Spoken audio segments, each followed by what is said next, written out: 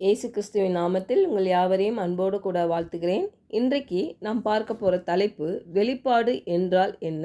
What is revelation? வசனம் சங்கீதம் 119 130.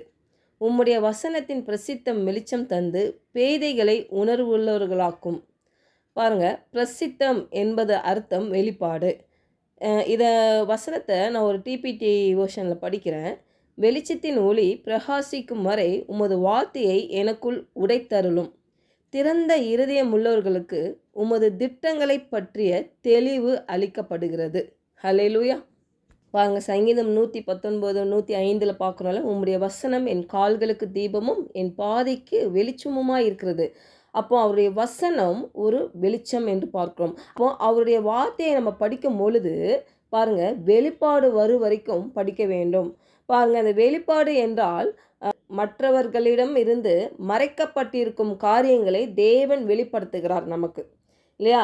அதாவது சில வார்த்தைகளை நம்ம எப்போது நிறைய படிச்சிருப்போம், நிறைய வாட்டி. ஆனால் திடீர்னு அந்த வார்த்தையை ஒரு நாள் நம்மக்கிட்ட பேசும் பாருங்களேன், ஒரு வெளிப்பாடு உண்டாகும், ஒரு லைட் எரியும் பாருங்க.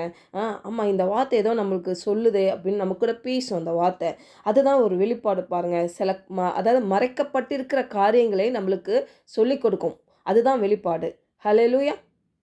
இந்த வெளிப்பாடு என்பது ஒரு உருமாற்றம் அப்படி கூட நம்ம சொல்லலாம் பாருங்களேன்.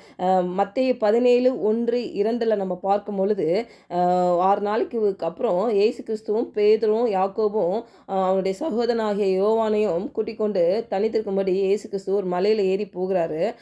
பாருங்கள், மத்தேயு 17:2, அவர்களுக்கு முன்பாக மறுரூபமானார்.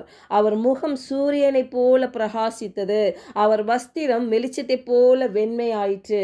அப்போ பாருங்க, அந்த சீஷர்கள் முன்னாடி பாருங்க அவருடைய தோற்றம் மாறுகிறது.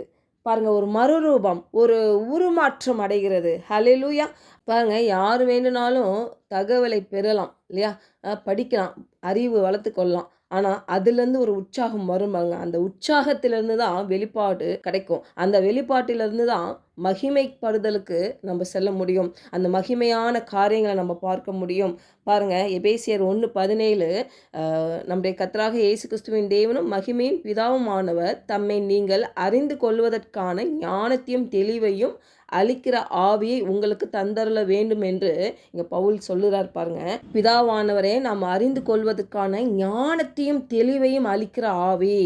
அப்போ அதை நம்ம பெற்றுக்கொள்ளணும். அந்த இயேசு கிறிஸ்துவை நம்ம அறியும் பொழுதுதான் நம்ம பெற்றுக்கொள்ள முடியும் பாருங்க. அப்போ தேவனுடைய வார்த்தையை படிக்கும் பொழுதெல்லாம் இல்லை ஒரு கடமைக்கோ இல்லாட்டி என்னுடைய கடமையை நான் இன்னைக்கு முடித்துட்டேன், என்னுடைய வேலையை நான் செய்துட்டேன்ற ஒரு பொறுப்பாக, ஒரு கடமையாக அதை செய்யாமல் அது எப்படி செய்யணும்னா ஒரு உறவோட, ஒரு அன்போட, ஒரு ஐக்கியத்தோட, ஒரு நேசத்தோடு அதை நம்ம செய்யும் பொழுது அந்த வார்த்தையை நம்மோட பேசும், வெளிப்பாடு கிடைக்கும். பாருங்கள், நம்ம லைஃப்பில் ஒரு வெளிப்பாடு கிடைச்சிச்சின்னு வச்சுக்கோங்களேன்.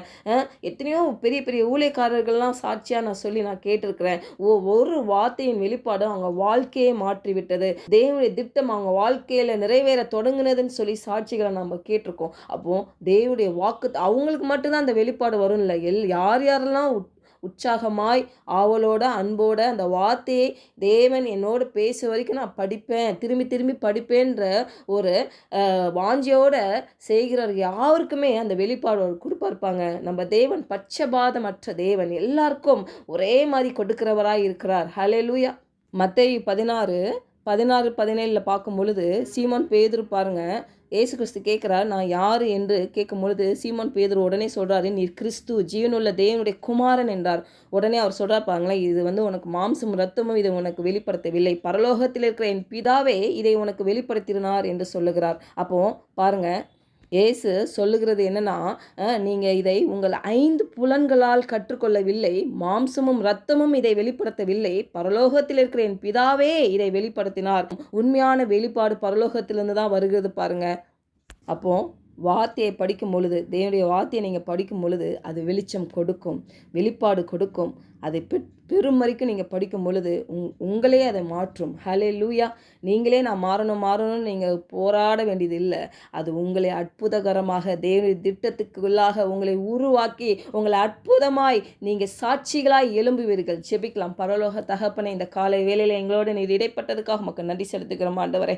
அப்பா, அந்த வெளிச்சத்தின் ஒளி ஆண்டவரே பிரகாசிக்கும் வரை ஆண்டவரே உம்முடைய வார்த்தையை எங்களுக்குள் ஆண்டவரே அப்பா பதித்தருளும்படியாக நாங்கள் ஜெபிக்கிறோம் கர்த்தாவே. ஆண்டவரே, நாங்கள் திறந்த இருதயம் உள்ளவர்களாக உமது திட்டங்களை பற்றிய தெளிவு ஆண்டவரே அளிக்கப்படுகிற அந்த சத்தியத்தை நாங்கள் அறிந்து கொள்ள எங்களை விட்டுக் கொடுக்கிறோம். பரிசுத்த ஆவியானவரே, யார் யாரெல்லாம் ஆண்டவரே இந்த வெளிப்பாடு கிடைக்க வேண்டும் என்று வாஞ்சியோடு கேட்டுக்கொண்டிருக்கிறார்களோ, இயேசுவின் நாமத்தினால ஆண்டவரே பரிசுத்த ஆவியானவர் அவங்களை போதித்து அவங்களை அற்புதகரமாக ஆண்டவரே அந்த வார்த்தையின் வெளிப்பாடு பெற்றுக்கொள்வார்களாக என்று இயேசுவின் நாமத்தில் ஜெபிக்கிறோம் நல்ல பிதாவே. ஆமென்.